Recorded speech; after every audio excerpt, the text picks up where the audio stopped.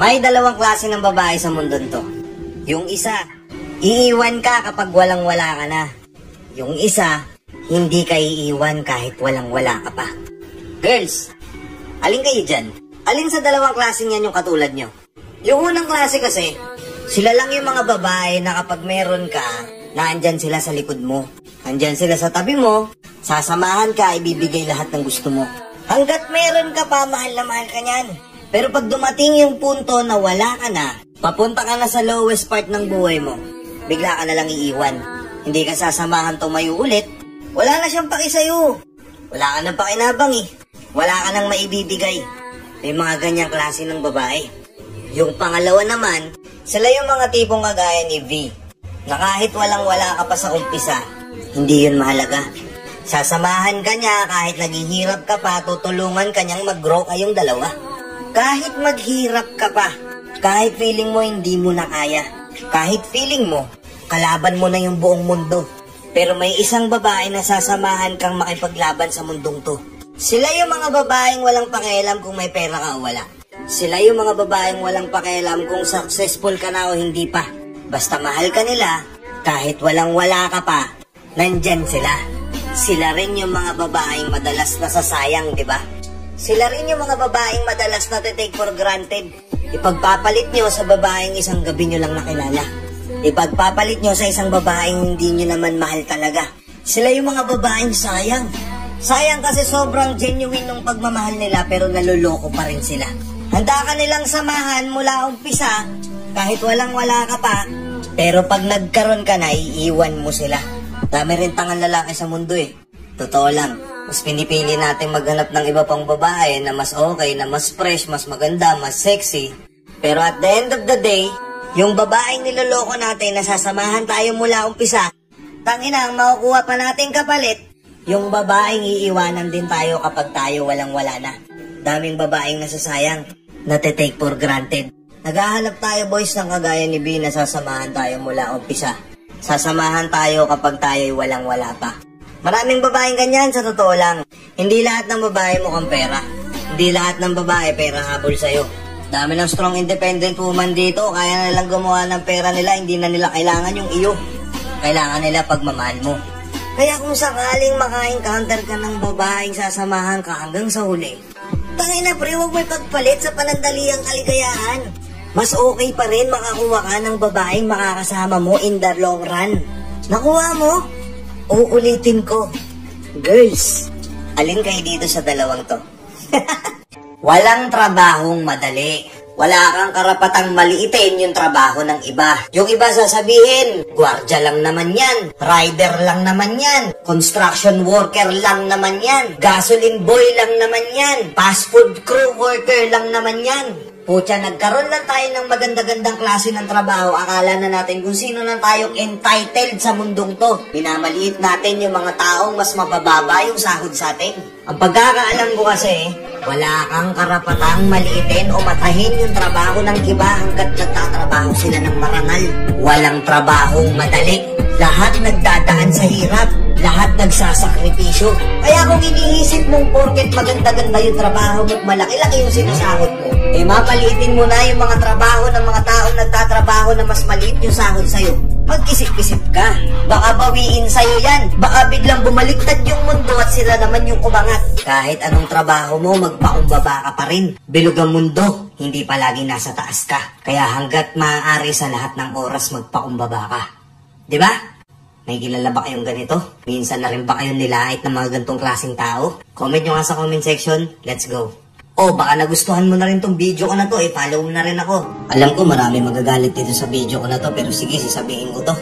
Tangina kapag yung tao, pilit na lumalaban para ayusin yung relasyon nyo. Mas pinipili niyang ayusin yung relasyon nyo kahit paulit-ulit mong sinisira. Tapos ang katwiran mo, okay lang yan, patatawarin din naman ako niyan. Di ako matitiis nun. Okay lang magpaulit-ulit akong gumawa ng pagkakamali kasi mahal naman ako nun. Okay lang kung paulit-ulit ko siyang masaktan kasi mapapatawad naman ako nun. Isang ganito ko lang, okay na sa kanya yun. Tapos itong taon to, pilit niyang ginagawa lahat ng way kahit basag na siya para lang maayos yung relasyon nyo. Every time na ikaw naman talaga yung may problema. Kutya, pakawalan mo lang yung tao. Maawa ka naman dun sa tao. Hindi niya deserve yung treatment na ginagawa mo sa kanya. Hindi niya deserve yung treatment na pinapakita mo sa kanya. Pagka ganyan ka, walang tatagal sa'yo. Parang awa mo na, pakawalan mo na lang yung tao. Kasi sa tingin ko, it's time na i-entertain niya na lang yung mga totoong taong nag-aabang para sa kanya na talagang iba-value siya. Hindi yung kagaya mo. Tinitake for granted mo yung tao. Diba? Di ka pa ba nagsasawa sa immature relationship? Tama na yan. Ang sarap kaya sa feeling kapag parehas kayong matured ng partner mo pagdating sa relationship. Alam mo ba yung mga sign kapag matured na yung relationship nyo? Panoorin mo tong video na to, pakinggan mo to. Mas masarap magmahal ng partner na mature mag-isip kasi sigurado magtatagal kayo niyan.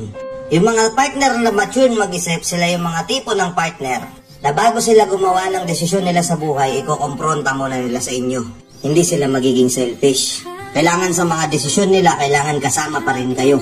Hihingin nila yung opinion mo, rerespetuhin nila yung opinion mo, hindi ka nila i-invalidate.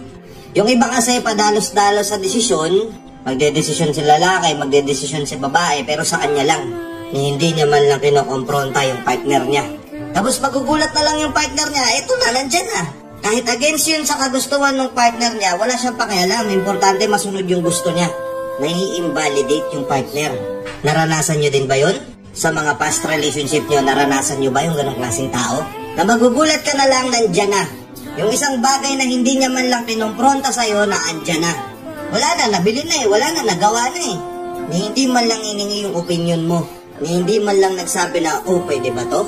May idea kasi akong ganito. Hindi, nagdesisyon siya mag-isa. Pero kung matured yung partner mo, nasa utak niya pa lang yung idea na yun. May mga plano man siya na gusto niyang gawin, iko-kompronta niya muna sa'yo. Mas okay sa kanya na parehas kayo ng desisyon. Na kapag kumontra yung partner mo at may pakiramdam siyang hindi maganda sa magiging desisyon mo, kukontrahin ka niya, pero respetuhin mo yun. Alam mo, isa pang pinaka-sign na matured na yung partner mo? Na kapag may sama siya ng loob sa'yo, kapag may away kayo, mag-o-open up yan sa'yo. Pipilitin niyang ayusin ng kayo lang dalawa. Hindi yung pupunta sa ibang tao, pupunta sa ibang babae, sa ibang lalaki, doon magpapa-comfort, doon manghihingi ng advice. Ano ba namang kinalaman ng ibang tao na yun sa relasyon nyo? Ano bang ambag nila sa relasyon nyo at kailangan doon kahihingi ng advice? Mas iisipin niya na instead na sa iba siya humingi ng comfort, mas pipiliin niya na ayusin yung dalawa kung anumang pag-aaway o kung anumang alitan meron kayo. Kasi ang nasa isip niyan, syempre sasabihin mo sa ibang tao yung problema niyong dalawa, nalaman na ng ibang tao kung anong baho niyo sa isa't isa. Kaya hindi niya gagawin yun. Kasi kahit galit man siya sa'yo, re-respetuhin ka niya at ayaw kanyang masira sa ibang tao. Kaya mas pipiliin niyang ayusin niyo na lang dalawa kung ano man yung alitan niyo. Kasi yung iba ganun ang ginagawa, di ba? Magkaamina na tayo dito. Na konting away, konting tampo, hindi na nagkikibuan. Kailangan ibang tao pa yung magpupush sa inyo para magkaayos kayo. Instead na kayong dalawa mismo umaayos ng problema, hindi ibang tao pa. Ang problema pa na nalaman ng ibang tao kung anong baho nyo sa isa't isa kasi naikwento nyo na eh. Kasi yung boyfriend ko, ganito eh, laging ano eh. Yung girlfriend ko kasi, ganito, laging may toyo, samahan ng ugali. Nalaman na ng ibang tao. Kaya nga lagi ko sinasabi na mas maganda yung low-key relationship lang o private relationship na lang. Hindi secret relationship ha, low-key and private relationship. Na mas pinipili nyo kayong dalawa na lang ang umayos ng mga problema nyo, lahat ng desisyon nyo sa inyong dalawa lang. Walang ibang taong nangingialam, walang ibang taong nai-involve. Kasi mas nagiging matured at mas nagiging maayos at mas nagiging matibay yung relasyon yung dalawa. Mas lalo kayong tatagal. Kasi kung papasok ka ngayon sa relasyon, tapos ang habol nyo lang kaya kayo papasok sa relasyon kasi ano, para may boyfriend kayo, para may girlfriend kayo, kahit immature naman talaga yung tao. Dahang ina, maniwala ka sa akin, hindi kayo tatagal. Magkakapikunan lang kayong dalawa. Tapos hindi nyo ina-address sa isa't isa kung ano ba talagang problema. Maniwala ka sa akin. Mapupuno lang ng katoksikan yung relationship nyo na yan.